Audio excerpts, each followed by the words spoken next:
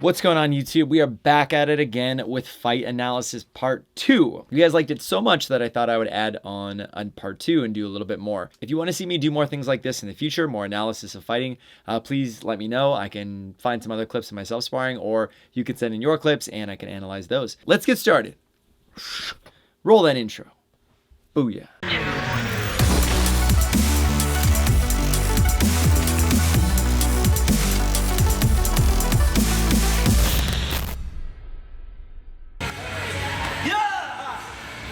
Okay, let's talk about this first altercation here. Okay, so he threw a high kick, and I immediately countercharged. I'm big on countercharging against the one and stop, like I said before, because I notice when he throws his leg high, he was just gonna do a one and stop. The kick had no intention behind it. It had no like forward propulsion behind it. So I read that on his body language. You can kind of tell because he leans back really far. So right when he leaned back far, I stayed just on the outside of the kick. I got right out of the way of it. I kept my hand up to defend it. And right when I saw him come down, I led with my front hand and I immediately followed up, and I wanted to kind of like a barrage. I kind of wanted to get close to him. So I got close to him. I ended up giving a hug with that right hand to kind of overhook him. And then I followed up with that left hand to the face one time just to follow it up. And then we kind of went from there.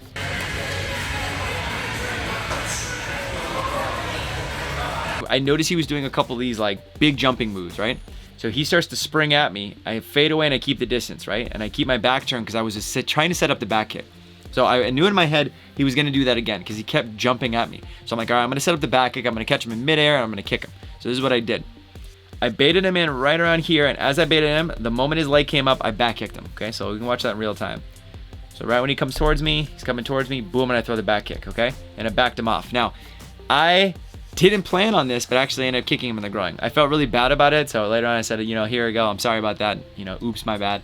I said I wasn't going to do any groin kicks to him, but I was like, this one, he just happened to jump up and I kicked under, and that's just how it worked.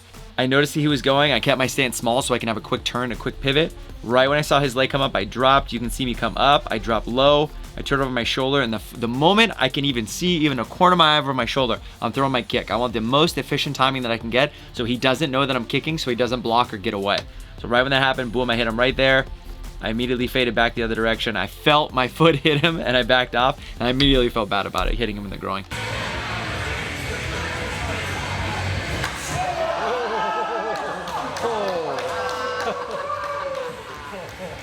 Okay, so right here, I knew that he was bouncing high, so I thought to my head, okay, I'm gonna set up the heel sweep. You can watch his feet right here. You can see his feet right here getting off the ground. They're getting like this much air off the ground. I know he doesn't plan on going anywhere anytime soon, so I'm like, I'm gonna heel sweep him.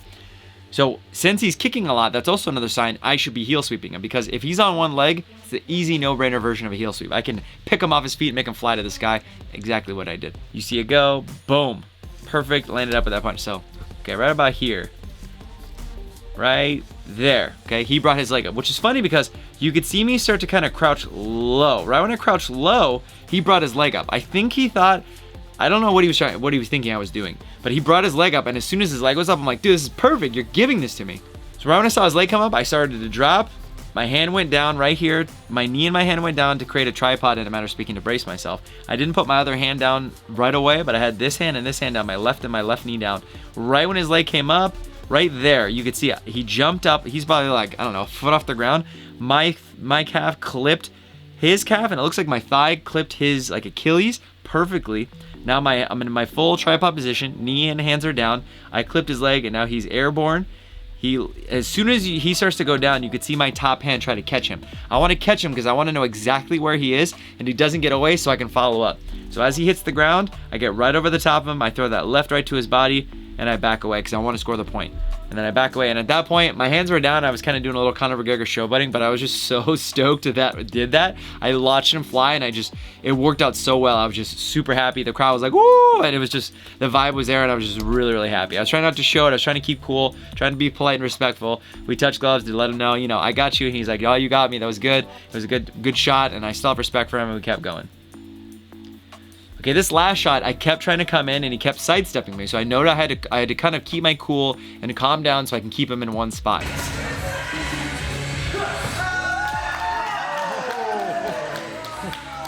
for that setup. The way I get my scissor sweep is I skip up. I skip up because I want to knock my partner's body enough for them to fall off balance so I can wrap my legs around them and pull them down to the ground. I started to get close to him. You can see me skip up. I'm leading out with my front hand because I want to close the gap.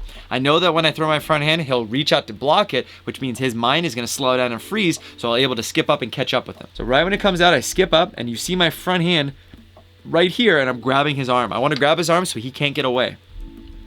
I get in position, I skip up, I throw my back leg right behind his calf. My front leg is around his body now, and I wrap. Notice my hand is on the floor so I can get some control and base. I grab a hold of him, I pull him down to the ground. As he sits and falls, I roll immediately. The moment he touches the ground, I'm rolling towards him to hit him because I don't want to waste any time. I hit him with that left ridge hand right there. I hit him one more time with a punch. I reach over because he's blocking. I want to get right over the top because I have control of his legs. I push his arm away because I don't want him to hit me. I disengage and I start to roll backwards. The moment I roll backwards, right here, I roll and I get out of the way because he tries to kick me with that foot. He starts to get up towards me. I see him coming. So I roll to create a lot of space and I immediately look back at him so he doesn't hit me and come up. That was a little bit of a shorter match than the first one, but I just kind of want to give you some insight to those little details that worked out really well in that sparring match. Well, thank you guys so much for watching. I hope you enjoyed that. If you enjoyed it, please click the subscribe button. That way you don't miss an episode. Click that bell notification so you're notified every single time I put out a video.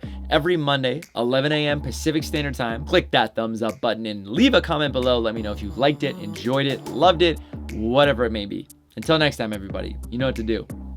Tong Su.